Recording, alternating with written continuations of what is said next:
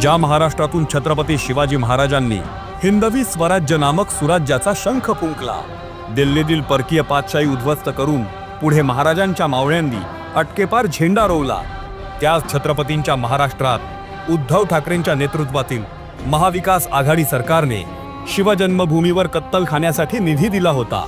म्हणजे ज्या क्रूरकर्म्या औरंग्याने छत्रपती संभाजी महाराजांना हालहाल करून कप्ताने मारले, ज्या मुघलांनी मराठ्यांच्या कित्येक पिढ्या संपवण्यासाठी दंड थोपटले, त्याच परकीयांच्या विचारांच्या खुणा कत्तलखान्याच्या रूपाने तेही शिवजन्मभूमीवर निर्माण करण्यास उद्धव ठाकरे उत्तेजन देत होते।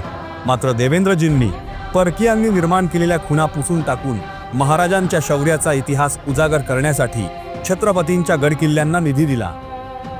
शिवाय जिल्हा वार्षिक योजनेतून गडकिल्ले संवर्धनासाठी 3% निधी, रायगड किल्ल्याच्या संवर्धनासाठी 500 कोटींचा निधी।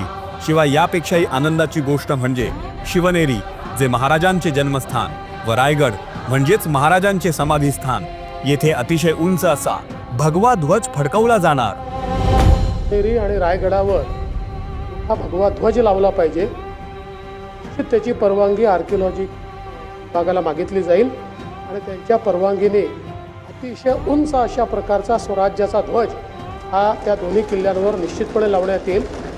दुसरा मुद्दा आपण जो सांगितला आहे, जरूर सहानुभूतीपूर्वक त्याच्यावर विचार केला।